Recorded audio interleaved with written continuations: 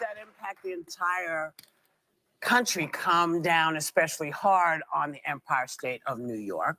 And as we celebrate Women's History Month, we are happy to welcome for the first time the first female governor in New York history, Kathy Hochul. You know, they clap for that as to make it seem like, well, I mean, I guess you guys did re-elect her in New York. But, you know, this clapping for me for a first female governor means absolutely nothing when New York is on a decline.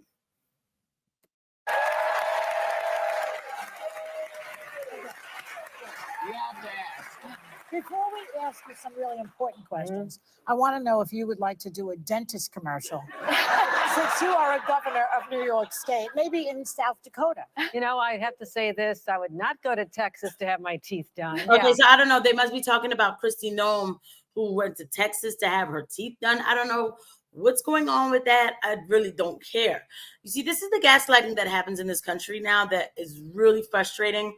And it's annoying. It is, because who cares where somebody went to go get their teeth done? Like, oh, yay, we're owning the Republicans, or, oh, yay, we're owning the libs, you know, to say like, oh, I wouldn't go to Texas to have my teeth done. Why don't we talk about the hate speech law that Kristi Noem has written or signed into legislation for her state, okay? Talk about that first, like not about her teeth, okay? Care less. And I would not take any compensation. Okay, so we're moving right on, all right? Governor, you took over as governor at a very, should we say, precarious time. So Andrew Cuomo had resigned amidst sexual harassment allegations. New York was the epicenter of COVID. And although you were lieutenant governor for 6 years, you could say that not a lot of people even maybe knew you by name. Now, you were elected in 2022, but take us back to the time of that appointment. How were you feeling?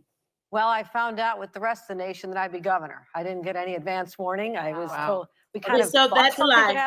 That has to be a lie. Like, don't, you know what I mean? Like, it's just so annoying. Like, okay, I found out with the rest of the nation. The first sentence is a lie. You didn't have to say that, you know? Like, these people knew what was coming. We're not even going to get into that. I don't even care how she became governor. Very humbly. And it was always a big deal for us to go to the county fair. We didn't have any money, but you could go look at the animals, you could go on the rides. So I went there, and a mother came up to me with her probably 4-year-old daughter. And she said, look, she's going to be a woman governor. That means you can be anything. Oh. And all of a sudden I realized that weight was on me. By default, right? So again, by default. So because by default, she became a woman governor. Now, you know, this is some sort of heroic story.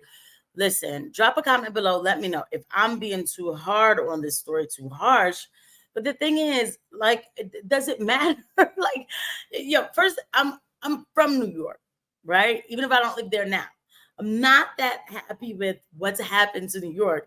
And this girl is sitting here still self-aggrandizing, like, I'm a woman governor. I'm a woman governor. Like, we in 2024 cannot still be so amazed about those kind of things. Like, can women do anything, or can they not do anything? Are we crippled or something? Like, I'm confused, right? And don't forget to hit the like button too. I'm trying to get to the with these, I made a video earlier about the laws that are in New York as far as squatters getting ready to have more rights than the person who owns the home. Not getting ready to have, they already have more rights. And other things like that, and the migrant crisis. So let's see if we ever get there. It's a complicated state to govern. Yeah. But I cherish and love every single day of it. And every morning I get up and I do my makeup with my granddaughter watching me on FaceTime. She thinks her grandma is a makeup artist. That's okay. That's okay. Sophia watches me, and I talk to her. She's almost 2. She's listening to grandma. And I have a picture of her in the governor's residence. And it's a lot of space. She gets to run around there. But a picture of her above the mantle walking. Remember the picture of Jack Kennedy and John walking? You just saw their backs walking. All right. So I'm going to skip this part too, because I'm not going to get mad about her talking about her granddaughter because, you know, I hold back on children. So whatever, the kid was probably happy to be at the governor's mansion. But maybe at some point, okay, this girl, I don't know her name. I forgot her name, but maybe she's gonna ask the right question. Issues that New Yorkers are facing and the whole country is the issue around immigration. So mayors across the country, I should say, are pleading for more federal government assistance. New York alone had 178,000 migrants who came into the state, and there's been issues around housing, schooling, medicine for these people, and it's draining billions from city budgets. Now, Mayor Adams has raised the idea of changing sanctuary city laws so that migrants aren't flocking to major cities. Do you support this, and what do you think needs to be done to fix this influx of migration? Well, first of All all, right, let's see. This is it. Drum roll, please. You know, she's ready. She has her makeup on. She's a woman. She's strong, loud, and in charge.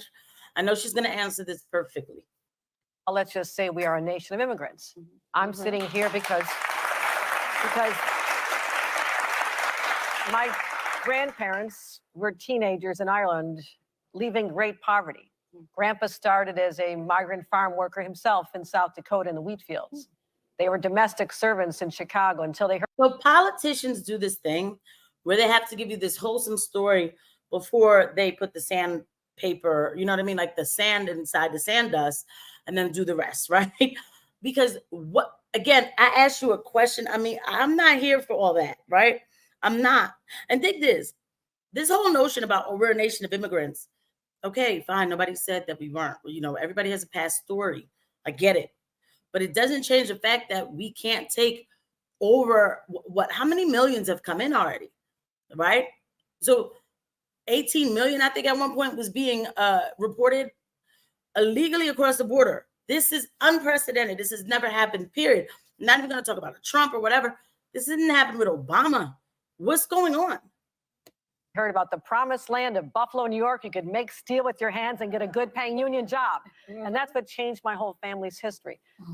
Those jobs are here in the state of New York. I have 460,000 open jobs today. Wow. I have 5,000 farm jobs that I need filled so we can plant the crops that will be feeding New Yorkers, people all over the country. But there has to be a legal path, a path we can control, because the surge, and this is the largest migration of humanity since World War II. And this is unprecedented. In the past, we've had, usually the man comes first, gets a job, maybe finds a little place to live, and then sends money back and then brings the family. What we have now, over half of the migrants that have arrived are moms with children who are so desperate for a better life for their kids, they went through harm's way and they arrived. Now, this is a federal problem. I worked on. Okay, so all the videos and pictures I've ever seen really were a bunch of young men coming in. I think it's just a bunch of people coming in. What is she talking about? And what she's saying all the migrants that are arriving, these are people coming through the border illegally. That's just what it is. Now, there have been laws, executive orders that have been written for certain asylum, like climate change asylum, right? So they could come here because they have climate issues back whatever country that they're in. I don't minimize people's struggles, but we have struggles of our own here too. First, this is not appropriate. And Kathy Hochul, what I'm hearing is her advertising for some sort of legal slavery or something here. Like, she's like, I have jobs waiting for them. Like, so they can plant the crops to feed you. On the last major immigration bill that was enacted when I was pregnant with my son, who's now the father of that little girl. You see politicians, they still like, what is this? All of these stories mixed in. This is very frustrating to listen to. So we're talking a long time ago. And there was a bipartisan bill. Remember Tip O'Neill and Ronald Reagan? And Democrats and Republicans worked together. Maybe that crazy time in our history. And that's why I'll never give up on our democracy, because I was a young, impressionable attorney on Capitol Hill, and I saw that happen. So fast forward to today, which is your question. We are doing the best we can to manage the influx, get people housing. It is very expensive. And the state of New York is in for about $4.3 billion. I would like federal money. And guess where the federal money is and why it's being held up? The Republicans in Congress and in the Senate said no because Donald Trump called them up one night the night before they should have voted on this to send 2,000 more agents or border patrol people to the border. I need some on the northern border, by the way. We border Canada.